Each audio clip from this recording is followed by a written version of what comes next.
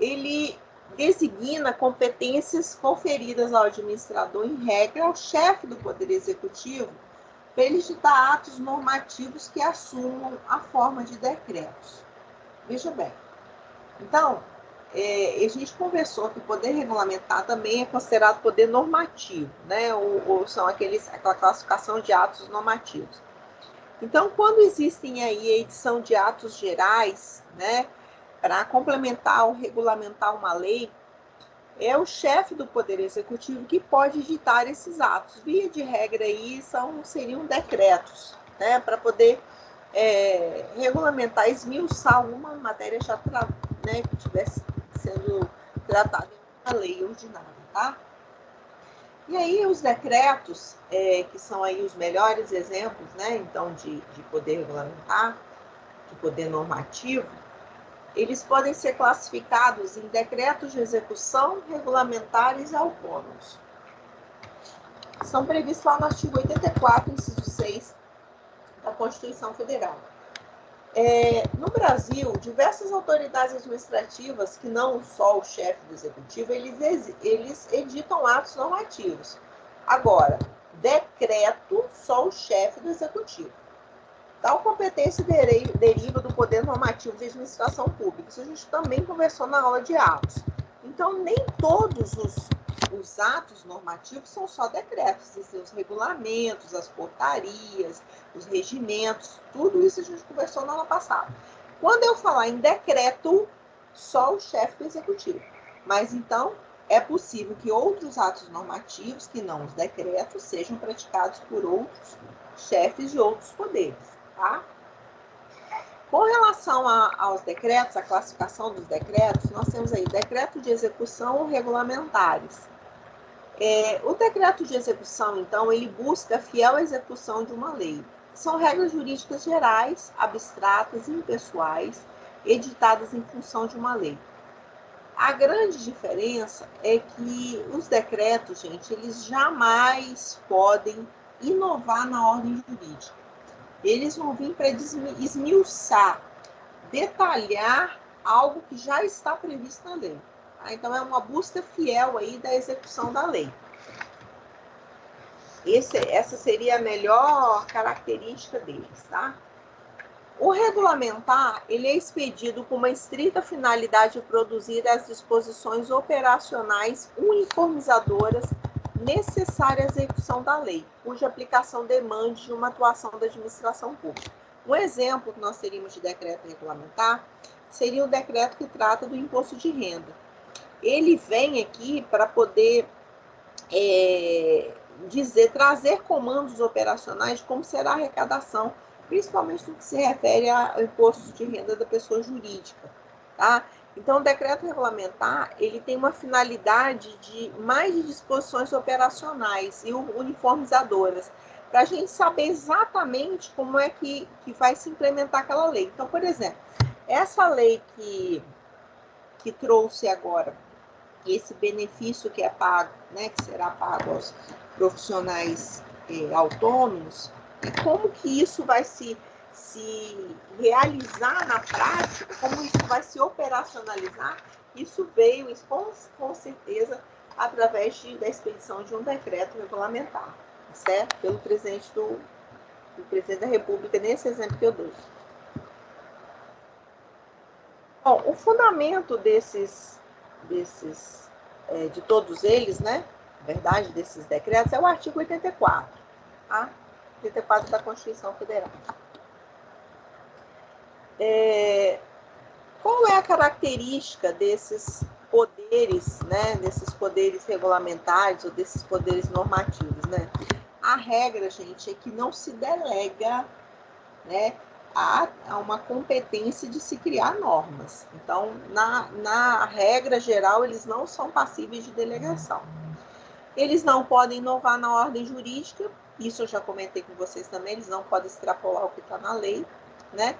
E existe um artigo da Constituição Federal que diz o seguinte: se o chefe do executivo, ao editar um decreto, ele exorbitar dos poderes dele, das atribuições dele, tá? poder regulamentar, é possível que o Congresso suste os seus atos. Então, o artigo 49, ele fala da possibilidade do Congresso de sustar os atos do presidente que exorbitem o poder regulamentar ou que extrapolem suas atribuições. Então, se o presidente da República, por exemplo, vem através de um decreto disciplinar uma matéria que só poderia ser disciplinada através de uma lei ordinária ou de uma lei complementar, o que o Congresso faz? Ele susta esse decreto, tá certo? Então, esse decreto ele deixa de existir, ele é retirado do ordenamento jurídico. Por quê? Porque ele extrapolou uma competência que o presidente tinha para fazer. Ou também nós podemos estar falando aí de qualquer chefe do executivo, federal, estadual e municipal. E aí, pelo princípio da simetria das formas, você poderia se pensar nessa possibilidade. Mas o que está expresso é o artigo 49, inciso 5 da Constituição, que fala em relação ao decreto expedido pelo presidente da República, que é o artigo 84, inciso 4, que diz, o artigo 49, inciso 5 da Constituição, que fala que o Congresso poderá sustar os atos do presidente que exorbitem o poder regulamentar ou extrapolem suas atribuições. Isso está no artigo 49, inciso 5 da Constituição. Mas nós temos também o que a gente chama de decretos autônomos, tá? Ou independentes. Eles já são diferentes, tá? Eles, em alguns sistemas constitucionais, eles conferem ao Executivo a prerrogativa de editar regulamentos como atos primários, que decorram da própria Constituição Federal, tá? Externos e internos.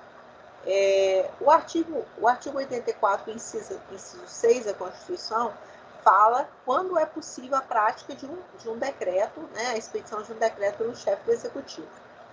E quando é possível também a sua delegação. Então, não é em todos os casos que é possível a delegação. Tá? Lembre-se, nunca uma competência que é exclusiva poderá ser delegada. Em relação ainda aos decretos autônomos, né, são instrumentos destinados a tratar de situações que não estão previstas na legislação, inovando no ordenamento jurídico de modo a criar direitos e obrigações não estabelecidos em lei. Existe aí uma não concordância, tá, na doutrina que defende, uma posição defende que isso aí seria possível, tá? E outra defende que não, que seria totalmente impossível a regulamentação de um decreto autônomo, vez que a Constituição atribuiu ao chefe do Executivo o poder para editar atos para fiel execução da lei. Então, uma corrente entende que não seria possível, porque nossa Constituição é clara, não seria possível no nosso ordenamento jurídico, né? Pátrio. Não seria possível por quê? Porque o decreto ele não pode tratar de um objeto que não esteja previsto em lei, tá? Sendo admitido, portanto, somente os decretos de execução no nosso ordenamento jurídico, tá? Com o advento da emenda 32, emenda constitucional 32, a possibilidade de edição de tais instrumentos foi introduzida no texto constitucional, mais especificamente no artigo 84. Aí, diz o artigo 84, compete privativamente ao presidente da República, inciso 6, dispor mediante decreto sobre a organização e o funcionamento da administração federal, quando não implicar aumento de despesa, nem criação ou extinção de órgão público. Foi uma das primeiras aulas que eu dei para vocês, presenciais, tá, nesse semestre, quando eu expliquei exatamente, quando eu estava explicando os atos, né, da administração direta e indireta. E aí eu falava, né, que quando o presidente da República ele cria um cargo, tá certo? Que só pode ser criado por lei, mas por lei de iniciativa dele, né? Diz que em relação ao decreto, para administrar e funcionar a máquina pública, ele pode editar um decreto. Aí seria o que a gente chama de decreto de execução. Tá? E a letra B diz extinção de funções ou cargos quando vagos. Então, é possível, sim, que ele edite decretos, mas decretos de execução, certo? É possível, então, que o conteúdo desse decreto limite-se somente à organização e funcionamento, mas não pode implicar em aumento de despesa, em criação ou extinção de órgão público e extinção ou função de cargos públicos, salvo estiverem vagos, certo? Bom, e nós temos o que a gente chama de regulamentos autorizados. Os regulamentos autorizados, eles são normas secundárias que têm como destinatário órgãos administrativos, de natureza eminentemente técnica. Na verdade, isso é uma norma que está muito abaixo. É só um regulamento ali dentro do próprio para dizer, olha, como que a gente deve agir em relação a determinado assunto. Mas é uma discricionariedade técnica. Não tem nada de âmbito erga omnes, esse efeito geral. É vedada a utilização de regulamento autorizado como substituto de atividade do legislador. Ou seja, um chefe de poder como o do presidente do tribunal, por exemplo, ele não pode se utilizar de um regulamento, tá certo? Para legislar, quando, na verdade, a competência seria só através de lei, a edição de uma lei. Então, não se usa regulamento quando, na verdade, a norma diz que só poderá ser tratado daquele assunto mediante lei. Isso é vedado.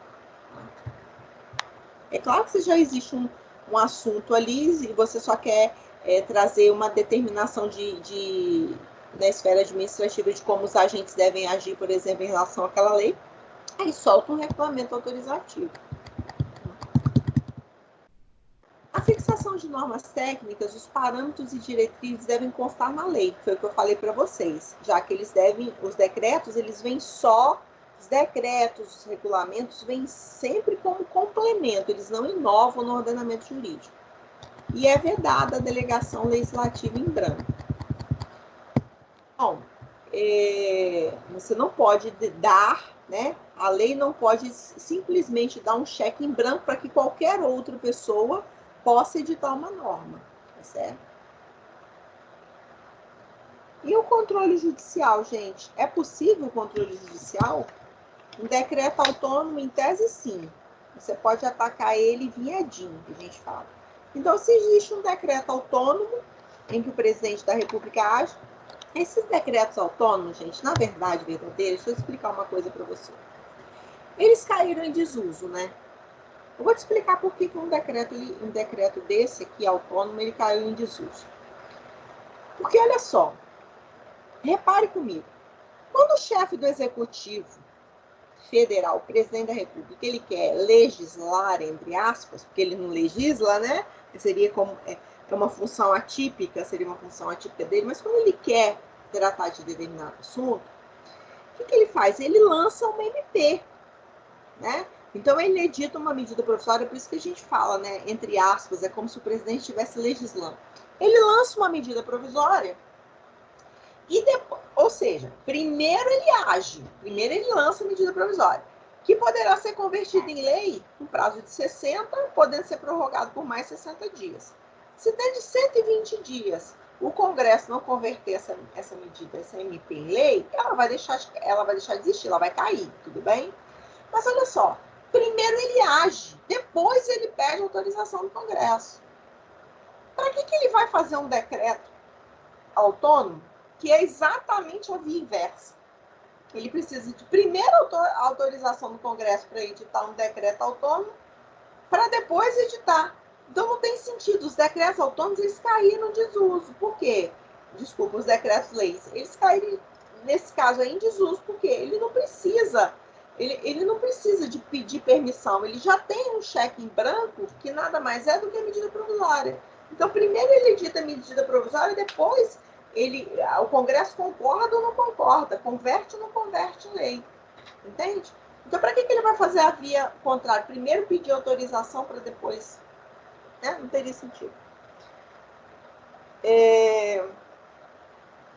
Mas, de qualquer forma, é possível o controle judicial, né, via ADIM. É possível um controle de legalidade, obviamente, de qualquer ato administrativo, sendo decreto, qualquer um. É possível de ADIM. Feriu a Constituição... Oi. E, professora, é por isso que, na maioria dos decretos antes de 1988, a gente vê escrito assim, decreto-lei. E hoje em dia a gente não vê mais, é só decreto ou então... Exatamente. É isso aí. Porque antes da possibilidade de se editar uma medida provisória, O presidente lançava a mão disso, mas agora ele não precisa mais. Para que ele vai pedir autorização se ele já tem um cheque em branco? O cheque em branco é MP. Então ele lança primeiro MP, solta MP. Aliás, um dos maiores refis, que foi um dos maiores parcelamentos da história do direito tributário, né, de débitos tributários federais, foi uma medida provisória em 2009. Foi uma das maiores, assim, o país estava quebrado, muita empresa já fechando as portas, assim, e aí, porque veio uma grande crise em 2008, né? Uma grande crise econômica em 2008, e lança logo, o presidente da República lança logo em 2009 um refis, foi conhecido, muito famoso como refis da crise. Ele veio como uma medida provisória, ou seja, não era um decreto autônomo, né? Ele veio com uma medida provisória e depois o Congresso teve 120 dias para converter em lei e foi convertido na Lei 11.000 e alguma coisa, de 2009. Repare. Então, para que ele vai lançar? Vai lançar a mão de um instrumento muito mais eficaz, que é a MP. Tá bom? Bom, em relação ao poder de polícia. O poder de polícia, gente, é o que o colega tinha me perguntado antes do intervalo. O poder de polícia é aquele que a administração pública, o conceito de poder de polícia está no artigo 78 da Constituição, do CTN, da Constituição não, do CTN. Diz o seguinte, 78 CTN, do Código Tributário.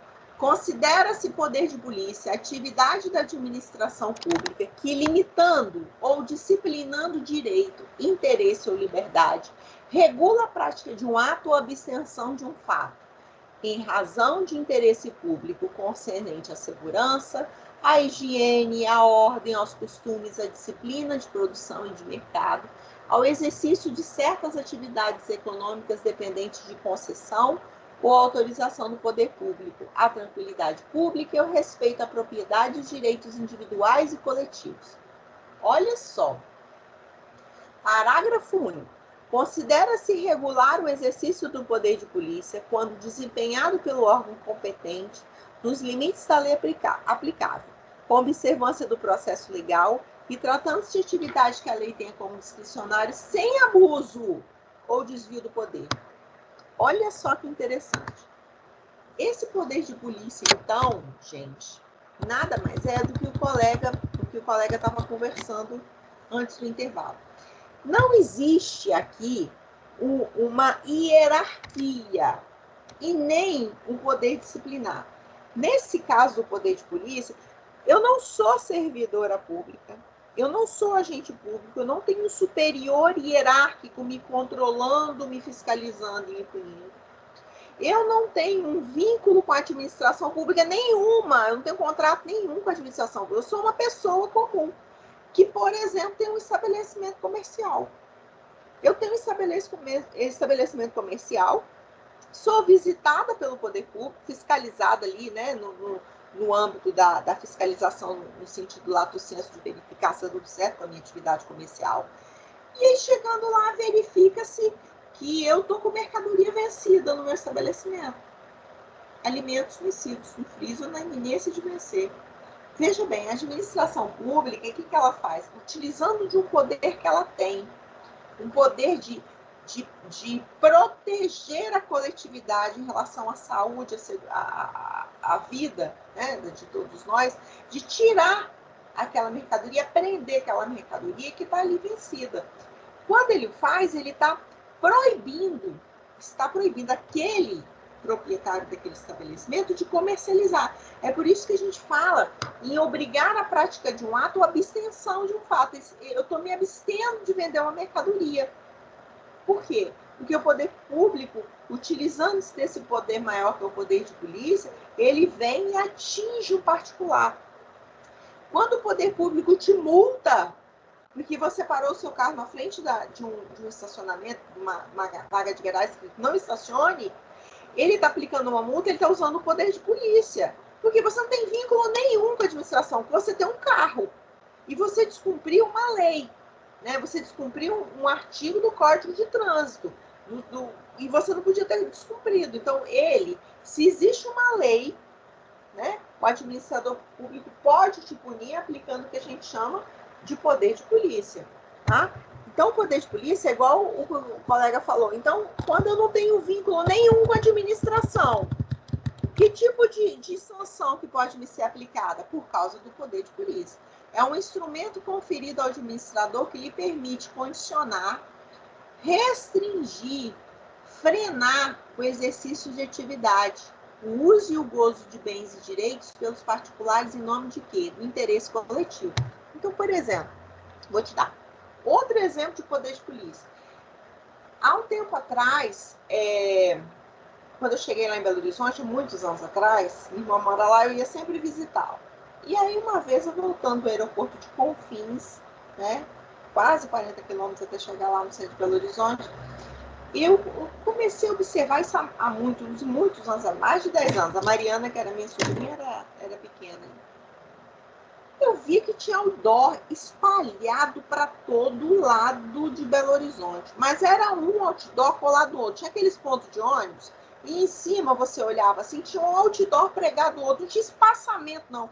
Você olhava para um grande prédio, tinha uma faixa daquelas de propaganda das empresas de telefonia, nos prédios de 10, 12 andares, aquelas faixas gigantes na fachada que vinha até embaixo. Eu falava, nossa, mas que lugar poluído visualmente, eu pensando. Eu nem era professora de Direito Administrativo nessa época, mas já estava pensando nisso aí, analisando isso aí. Aí, tempos depois, eu volto e eu já observo menos, né? E eu pesquisando para dar minhas aulas de Direito Tributário e tudo mais. E eu comecei a verificar que tinha uma lei municipal vedando, né, que se colocasse propaganda em qualquer lugar. Te trazia uma série de condicionantes, né? Não pode colocar outdoor com um padrão de medida superior àquele. Não é qualquer lugar que poderia, tinha que ter um distanciamento de um para o outro. Não podia, acho que nem fachada. Tinha uma série de condicionantes.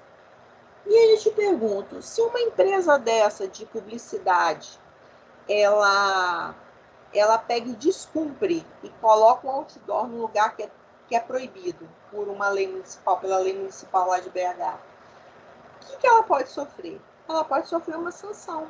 Ela pode ser multada e pode ter aquele outdoor apreendido, arrancado de lá. Tá certo? Por quê? Que poder é esse que a administração pública tem? É hierárquico? Não. É disciplinar? Não. É o poder de polícia. Ela está me abstendo, eu, empresa de publicidade, tá certo? De desenvolver uma atividade que é vedada pela lei. Por quê? Porque está colocando em risco ali o bem-estar da coletividade. E qual é o bem-estar da coletividade? Pode ser a segurança, né, da forma que ele é condicionado lá, como pode ser também a poluição visual, que é uma das formas de poluição ambiental. Então, quando ela o faz, ela proíbe que se coloque outdoor em determinados locais da cidade, ela está usando aí do poder de polícia dela. Por quê? Deixa a predominância do interesse público sobre o particular. O poder de polícia ele é desempenhado por vários órgãos e entidades administrativas. Então, qualquer ente da administração pública direta e indireta pode exercer o poder de polícia. Tá? É competente no desempenho, friso, da sua função pública. Tá? É competente para exercer o poder de polícia administrativa sobre uma dada atividade um ente federal da qual a Constituição atribui competência para legislar.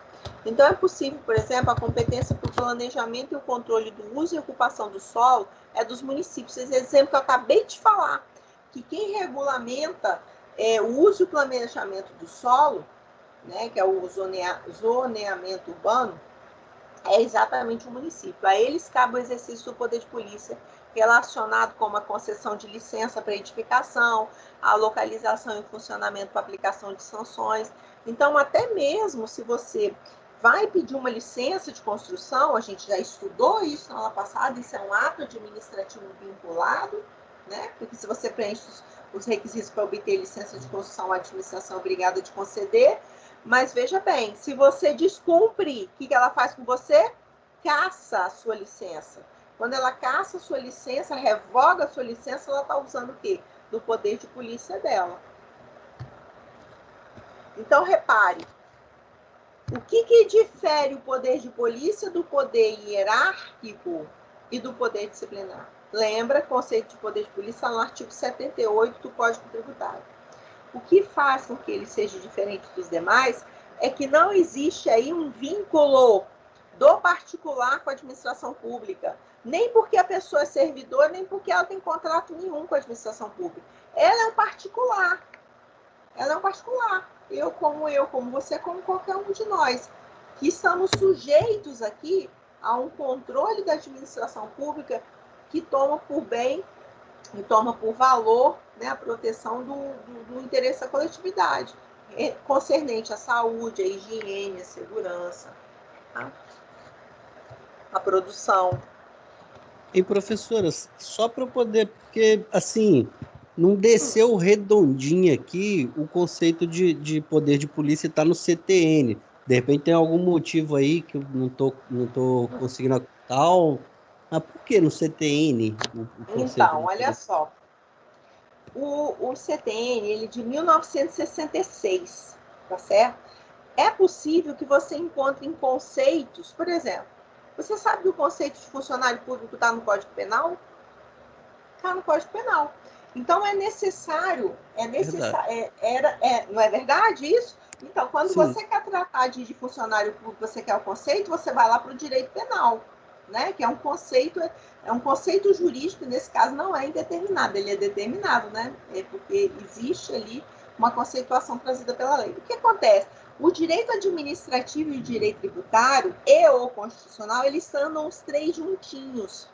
Então, por exemplo, quando a administração pública ela te aplica em você uma multa tributária, ela está te aplicando decorrente de uma infração legal.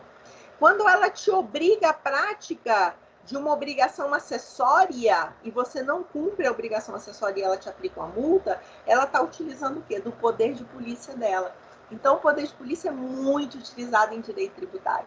E o direito tributário, o Código Tributário, ele é de 1966, ou seja, ele é anterior ainda à Constituição de 88.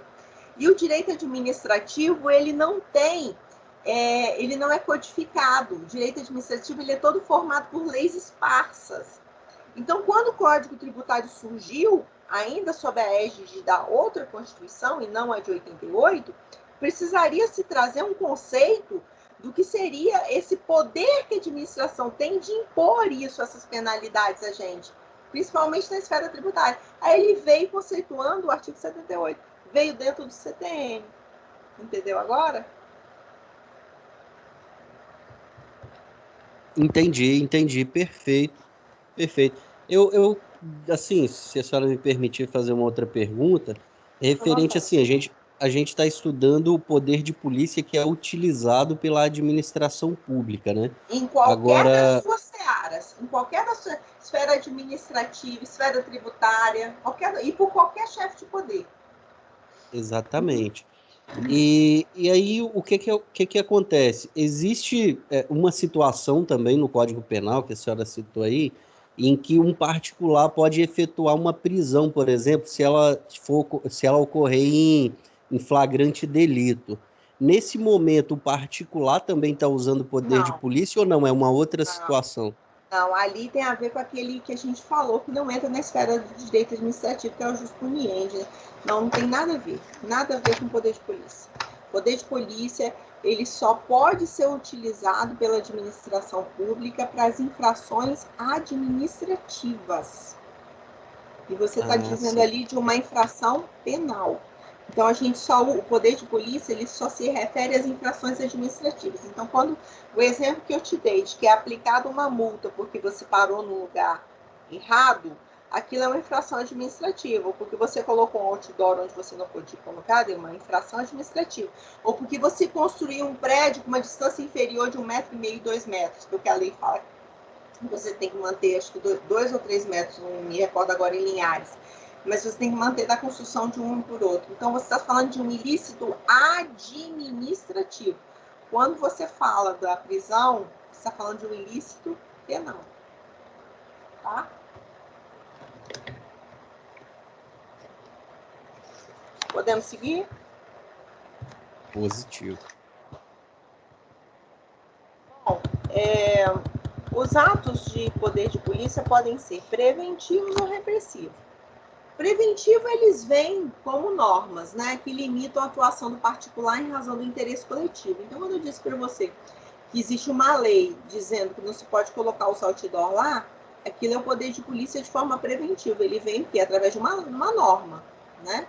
E o repressivo são atos propriamente ditos, praticados em razão da desobediência.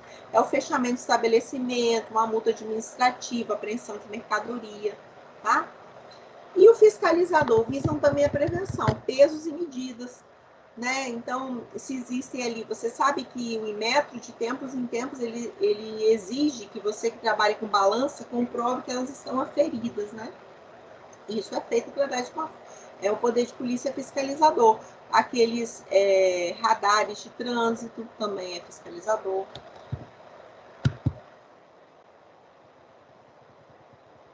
Não são passíveis de delegação aos particulares. Olha aí, colega, você acabou de me perguntar. Tá? Não são passíveis a particulares nem na esfera administrativa, sob pena de colocar em risco o equilíbrio social, atividade exclusiva do poder, é o que a gente chama de poder de império.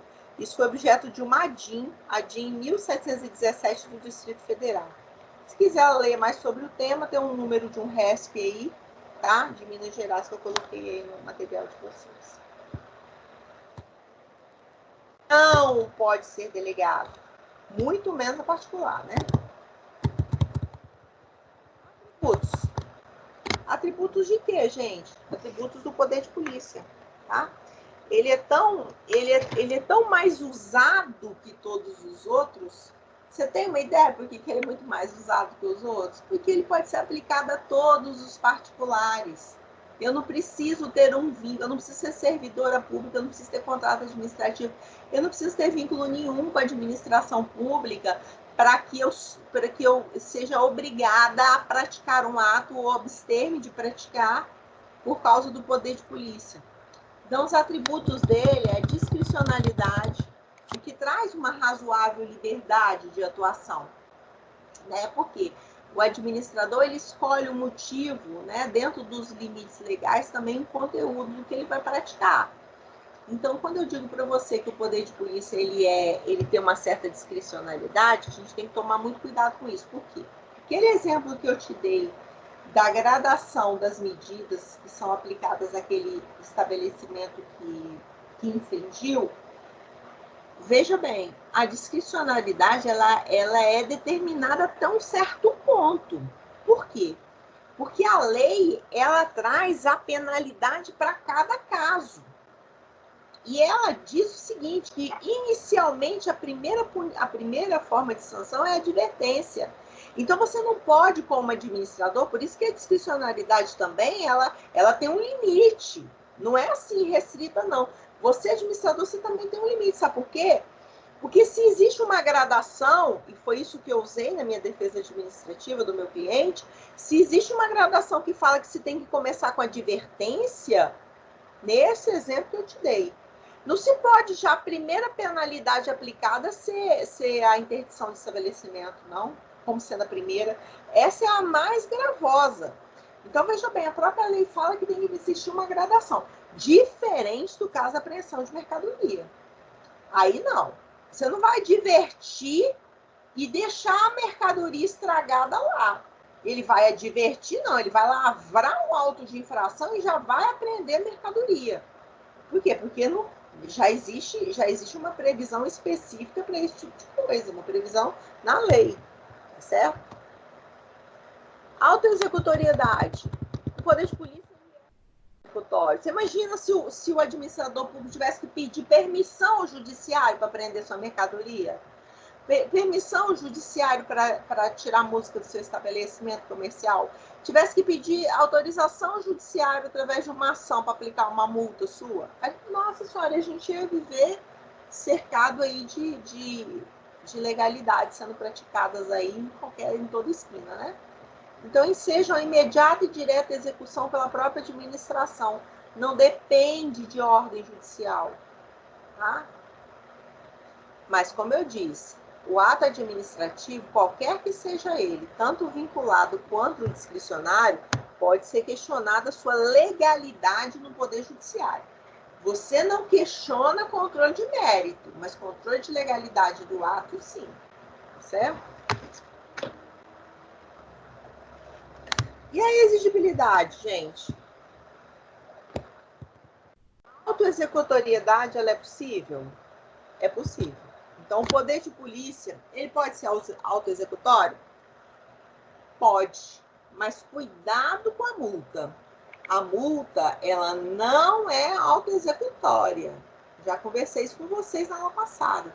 A multa, ela é um ato administrativo, que ela é uma exceção à autoexecutoriedade. Você não pode chegar, você é fiscal, e chegar obrigando ao dono do estabelecimento a pagar a multa, não. Ali na hora, não. Ela não é autoexecutória, a multa não. Mas a apreensão de mercadoria é. Tá? O guincho do seu carro é. Isso aí é autoexecutório. A retirada de um outdoor é autoexecutório. Quando se trata de medida de urgência, ou seja, em caso que não seja tomada, cause prejuízo maior para o interesse público, internamento de pessoal com doença contagiosa. Olha só, você tem ciência de um grupo de pessoas que estão com doença contagiosa. Covid. O poder público tem o poder de polícia de manter esse povo em isolamento? Com certeza. Com certeza. Se você ler o artigo 78 do CTN, vamos voltar lá no artigo 78 do CTN. Se você ler o artigo 78 do CTN, deixa eu botar aqui na tela para você. Você vai ter certeza absoluta que pode ser obrigado, sim, ao isolamento desse pessoal. Vou voltar aqui só para você acompanhar na tela aqui comigo. Artigo 78. Ó, considera-se, vê se não se encaixa a situação. Considera-se poder de polícia a atividade da administração pública que está limitando o seu direito de ir e vir, de sair de casa, ou disciplinando o direito, interesse ou liberdade, sua liberdade. Regula a prática de um ato ou abstenção de um fato. Não vai sair de casa. Abstenção de um fato. Em razão de interesse público concernente ao quê? A segurança, a higiene, a ordem, os costumes. Ó, a segurança, sim, saúde pública, segurança pública e higiene. Tá vendo? Então, veja bem, ordenar o isolamento, tá, dessas pessoas, passar na rua e sair carregando esse povo que está lá na praia, se fosse o caso, né? Ou de mandar, de fazer o que aconteceu com o dono do bar aqui de Vila Velha, que foi a cena, passou no jornal na semana passada, ou retrasado. O sujeito não podia, um decreto estadual dizendo que não podia funcionar bar e restaurante. O sujeito vai e abre um restaurante lá em Vila Velha, tá? Chega o poder público e, através do poder de polícia, fala: fecha agora esse estabelecimento que tem um decreto estadual. Não fecha, não fecha. Não vai fechar, não, nós vamos fechar. Vocês não vão falar, não, então você vai preso. O cara saiu algemado, a TV Gazeta filmando ele algemado. Isso foi o quê? Isso foi a demonstração do poder de polícia, tá? Da administração pública. Vou passar aqui rapidinho, porque a gente já estava lá embaixo. Só voltei para você ler. Tá? Exigibilidade, então, desse uso de meios coercitivos indiretos. É possível? Claro. Traduz a prerrogativa da administração de impor as obrigações. Você já imaginou se a exigibilidade tivesse que depender de autorização judicial? O guarda de trânsito jamais poderia solicitar um guincho ou aplicar a multa. Já pensou? Apreender mercadoria. Até sair autorização, a pessoa que estava com o carro que estava lá na frente já tinha ido embora, né? A pessoa que estava com o estabelecimento que estava com a mercadoria estragada já tinha comercializado aquilo podre, vendido, e contaminado todo mundo e matado, né? Então, assim, você pensa, se dependesse de uma autorização judicial para isso, é por isso que o poder de polícia, a exigibilidade dele é imediata, tá? É autoexecutório, possibilidade de execução forçada. A coercibilidade é a imposição coativa, inclusive com o uso da força. É o exemplo que eu te dei. Ah, você não vai fechar? Não, então chama a polícia. Presta atenção, nem todo ato de polícia é dotado de coercibilidade, como os atos preventivos, a outorga de licença, por exemplo. A outorga de licença, né, da mesma forma que a administração pública ela te dá a licença, ela tira, né? A licença ela é um ato preventivo. Por que preventivo? Porque ela tem certeza que se ela te der a licença e você descumprir, ela pode impedir a sua construção. Nesse exemplo da licença de construção, ela é preventiva por quê? Porque quando eu imponho a você condicionantes, você só pode construir da seguinte forma. Nessa área, você não pode construir um prédio de mais de 3 andares, só pode ser assim, só pode ser assado. Quando eu te imponho isso, eu estou te impondo através do poder de polícia preventivo. Eu já estou dizendo para você o que você pode e não pode fazer, antes de você mesmo começar a fazer. O poder de polícia e os princípios da proporcionalidade e razoabilidade. Tem que ter um controle, óbvio. Por quê?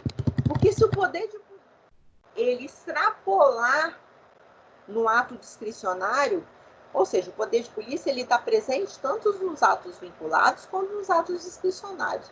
Nos atos discricionários, se ele exorbitar, é abuso de poder.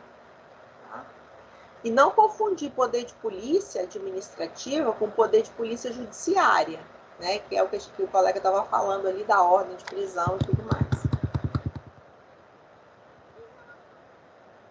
Ô, professora, oi, agora eu acho que claro.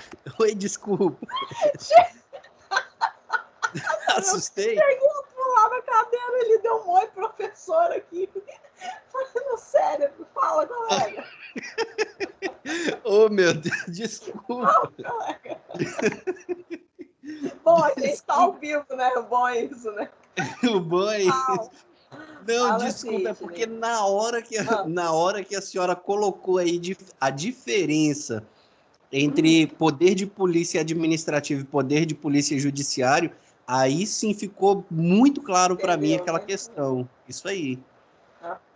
Então tá, aliás, seu exemplo foi muito providencial, né? Porque foi por conta desse exemplo seu que você conseguiu distinguir uma coisa da outra. Então, quando eu estou falando de poder de polícia judiciária, né? Seria esse exemplo que você deu aí, que até um particular poderia lançar a mão, né? De fazer uma prisão, né? Que é diferente, porque você está tratando de um ilícito penal, né? Aqui a gente está só na esfera administrativa. Então, não confundir poder de polícia administrativa com polícia judiciária, que é uma ordem pública, né? Que é um ilícito penal. Exato.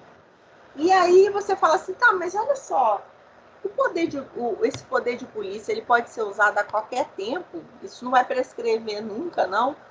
Vai prescrever sim. A Lei 9873 de 99, ela prescreve um prazo de 5 anos, tá? Que é o prazo prescricional das ações punitivas decorrentes do exercício do poder de polícia.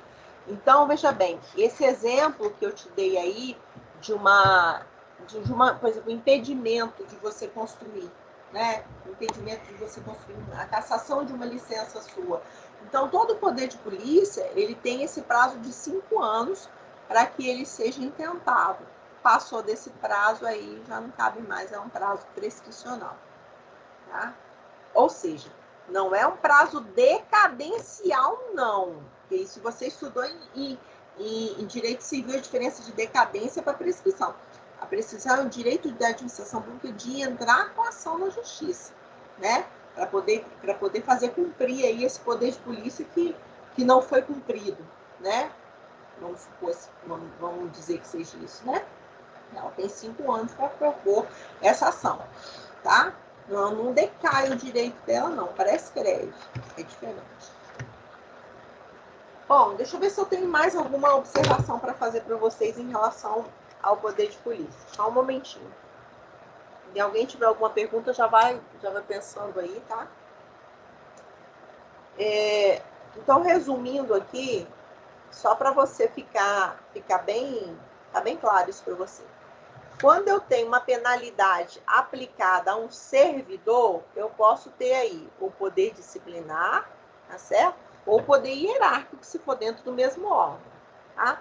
Quando eu estiver diante de uma penalidade aplicada a um particular, a primeira coisa que eu tenho que perguntar, esse particular tem algum vínculo com a administração pública? Tem vínculo. Então, é poder disciplinar. Ah, esse particular não tem vínculo nenhum. Ele é um dono de um bar, ou de um restaurante, ou é uma pessoa como a Giovana que quer construir um prédio, tá certo? Ou ela não tem vínculo nenhum, só tem um carro, estava dirigindo o carro e infelizmente ela parou no lugar que ela não podia ter parado. Se é um particular que não tem vínculo, aí o poder é de polícia. Tá? Bom, não esqueça então que, embora a multa seja uma decorrência do poder de polícia administrativa, ela não é autoexecutória, lembra disso? Ela somente poderá ser executada mediante uma ação de execução fiscal. Então, seria um exemplo aí, tá?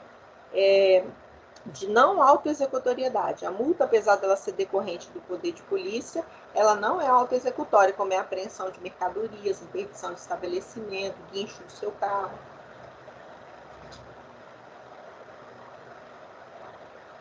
Bom, vocês têm alguma dúvida? Porque se vocês não tiverem nenhuma dúvida em relação ao poder de polícia ou qualquer outro desses poderes que nós conversamos hoje, eu vou finalizar a aula. Alguém tem mais alguma dúvida, gente? Quem ficou, né? Edson, Sidney, Thiago. Algum de vocês tem alguma dúvida sobre qualquer coisa que eu tenha dito? Ei, professora, eu tenho dúvida em relação aos decretos, né? Que, inclusive, é uma coisa que está aflorando muito agora aí, tem decreto municipal, estadual, federal, para todo lado, né? Esses decretos que a gente está falando agora, Sidney, são decretos regulamentares. Eles vêm porque não são decretos autônomos, não. Eles vêm porque existe uma lei, igual esse decreto do presidente da República, é para operacionalizar, dar cumprimento, dar execução àquela lei federal que permitiu a liberação da verba federal para o pessoal, para os profissionais autônomos e liberais. Então, veja bem, o que ele vai tratar no decreto regulamentar ali, o próprio nome já diz, é regulamentar, tratar de detalhes, minúcias que está na lei. Então, não é um decreto autônomo. O decreto autônomo, ele parte do pressuposto que não existe lei nenhuma, tá certo? É um decreto regulamentar de mera execução, de dar cumprimento, efetividade. Como que aquele dinheiro efetivamente vai chegar na Caixa Econômica Federal? E da Caixa Econômica Federal, como que ele vai ser distribuído? Vai ter um cadastro único? Quem vai receber primeiro? Entende? Entendi. Os decretos, por exemplo, que suspendem o funcionamento ou reduz o horário do funcionamento do comércio, que são, no caso, decretos municipais e estaduais. São regulamentares, são regulamentares. Por quê? Por que eles são? Porque não existe uma lei, já disciplinando sobre o horário de funcionamento do comércio? Existe uma lei dizendo que o comércio funciona de tal hora até tal hora. Então, se ele vai tratar desse tema, repare, ele não está inovando, ele não está trazendo uma coisa que não existe, ele está disciplinando um assunto que já existe. Qual era o assunto? Era a lei que tratava qual era o horário de funcionamento do comércio. Entende? Sim. É perfeitamente possível, só que porque, igual, eu me deparei numa situação super parecida com essa, quando eu fui fazer uma defesa de um pessoal que, ali do centro de Linhares, estavam se questionando. Eu posso falar porque a ação já foi julgado, o processo já está extinto, a gente já fez a conta. O que aconteceu? Tem um supermercado no centro de Linhares que ele estava parando o caminhão de carga, tá? De mercadoria, em local que não era permitido, tá? Porque tem uma delimitação ali, uma faixa no chão que dizia que naquele trecho ali eles poderiam carga e descarga de tal hora até tal hora. Tá? A placa tá lá, tal hora até tal hora. Aquela placa que está ali de tal hora até tal hora, é porque existe uma lei municipal disciplinando aquele estacionamento ali. O que acontece? Para que se faça, para que se altere essa forma de estacionamento no centro de Linhares, para colocar, por exemplo, um estacionamento rotativo, a gente precisa de uma lei. Não é possível um decreto, nesse caso, vindo disciplinar isso. Precisaria de uma lei para alterar isso lá dentro do município de Linhares, né? Eu não estou em Linhares hoje, estou em Vitória, para alterar isso dentro do município de Linhares. Então, não pode simplesmente o prefeito vir e querer impor o estacionamento rotativo em Linhares agora. Isso não seria possível, entende? Então, a gente questionou isso na época porque teve um desenrolar numa situação que se questionou porque ele se extrapolava daquele horário e tudo mais, o que nos impedia isso e tal. Ele não tinha rotativo e aí não batia com a situação ali legal. Então, na verdade, precisa de uma lei para disciplinar o estacionamento rotativo em Linhares. Por isso que não tem ainda uma lei municipal. Alguma dúvida, gente? Mais alguma dúvida? É por isso que as pessoas perguntam, nossa, a Vitória funciona tão bem, estacionamento rotativo, né?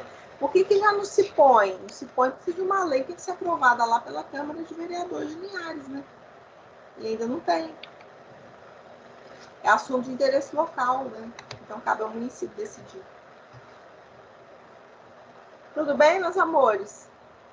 Mais alguma dúvida em relação aos poderes? Não esqueçam 2 recadinhos que eu tenho que dar para vocês. Primeiro recadinho, não esqueça que tem um para-casa aí, eu vou até terminar aqui agora e vou lançar lá na pós-aula, que é a leitura dos artigos 11 a 15 da Lei 9784 de 99. E aí a gente tem aí um outro para-casa que foi da primeira semana nossa de recesso, foi um para-casa lá. Tem um para-casa lá. Acho que na aula 7, alguma coisa assim. E esse outro aqui, 2 com esse, durante o período do isolamento social. E outro recadinho é que nossa oficial está pronta. Eu acho que foi uma das primeiras a lançar no sistema, no Lavo. Ela está pronta desde ontem, mas a gente combinou de lançar na segunda-feira para padronizar. Então tá lá, tá na aula 1 do Encontro 1, eu criei um link específico de acesso. É um questionário que a gente faz no Google Drive, né? E é muito prático porque eu coloco lá as perguntas e as respostas, né? Eu, inclusive, seleciono qual é o gabarito correto e quando você me encaminha, a prova já chega corrigida para mim.